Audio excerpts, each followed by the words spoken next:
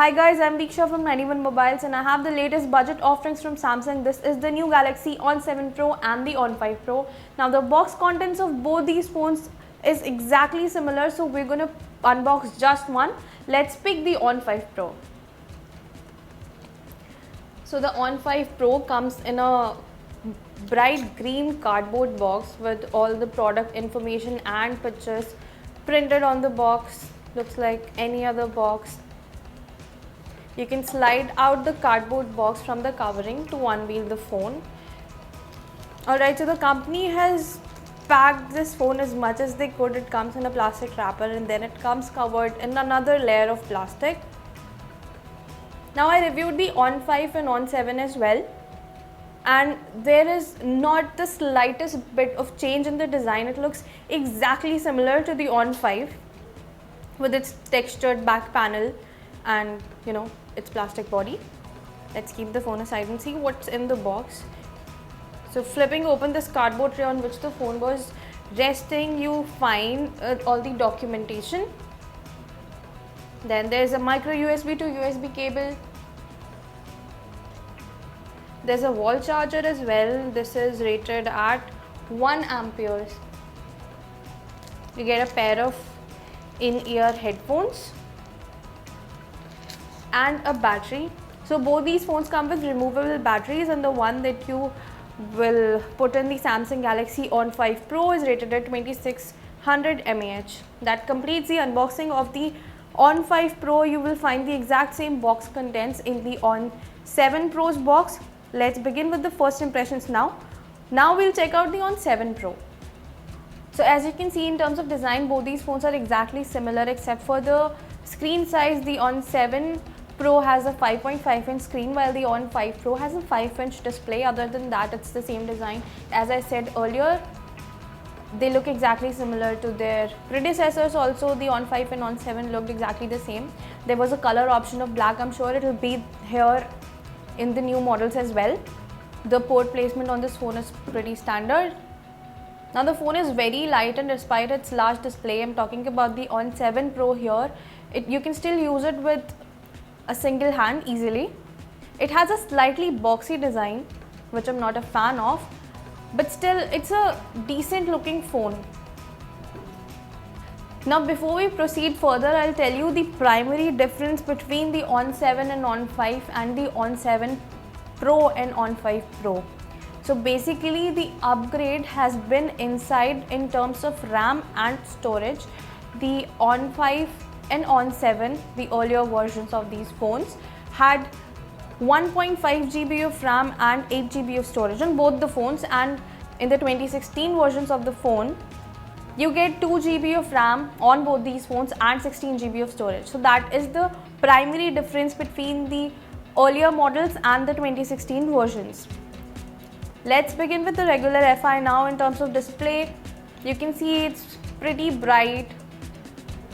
We're under bright light and still we can see the display pretty clearly. It's not very reflective, so you won't have issues using it outside. However, if you see closely, you see a hint of yellow. Overall tones of this phone are slightly warmer than I would have liked. Let's see if you get an option to customize this.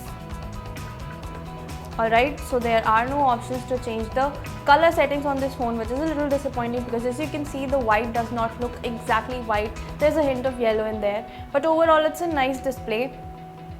It's an HD display, not the sharpest out there, but you can still work with it.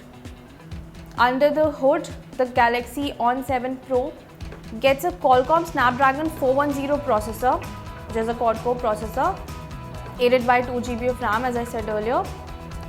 The On 5 right there has a quad-core processor again, but it's from Exynos, it's not a Snapdragon processor. So as you can see, the usage is smooth, it's not lightning fast. Let's go back to the settings. See the storage, 16 GB, out of which 5.4 GB is already used. So you get about 10 GB for your personal use. In terms of software, both these phones, the On 7 Pro and the On 5 Pro, run Android Marshmallow. And as you must have figured out by now, you get the usual Samsung TouchWiz UI. So on the extreme left, there's the briefing home screen by Flipboard. Keeps you updated about everything that happens around you by providing you news like this. And then you have the usual TouchWiz layout of the apps and the changed icons. In terms of preloaded apps, there's not a lot. Just some apps from Samsung like S Health, My Galaxy. There's also S Bike mode in the Samsung Galaxy on 7 Pro and the on 5 Pro. The S Bike mode was not available in the previous models. In terms of third-party apps, you get Opera Max, also the usual Google Suite, and the phone comes preloaded with apps by Microsoft as well, which is pretty useful. So there's not a lot of bloatware on this phone, which is great. Coming to the cameras, just like the previous on 5 and on 7, the on 5 Pro and on 7 Pro have the same camera configurations. The on 5 Pro right here has a 8 megapixel primary camera and a 5 megapixel front camera. The on 7 Pro has a 13 megapixel primary camera with an LED flash and 5 megapixel front camera. Let's check out the camera UI. So there's nothing new about the default camera app. A few modes here for you to shoot in, a bunch of effects that you can apply to your photos in real time, the usual toggles that you get, and a settings toggle to let you access the regular camera options. Let's quickly try taking a picture. The Samsung Galaxy on 7 Pro takes a little bit of time to focus, but it's still impressive. The shutter speed is pretty good. Alright, there's not a lot of detail here, but I'd like to reserve my final comments till I review these phones in different shooting conditions. Okay, let's talk about the battery now. I told you while unboxing the on 5 Pro, I told you that it has a 2600 mAh battery. The on 7 Pro has a 3000 mAh battery. Now, these phones come with Samsung's ultra power saving mode. I'd like to tell you that when I reviewed the on 5 and on 7, they were pretty good in terms of battery life. They delivered impressive results with 12 and 13 hours of video playback on our battery test. I hope the on 5 and on 7 Pro do the same. And if not that, I'm pretty sure with the ultra power saving mode, you'll be able to use these phones for a day easily. So that was all about the new Samsung Galaxy on 5 Pro and the on 7 Pro.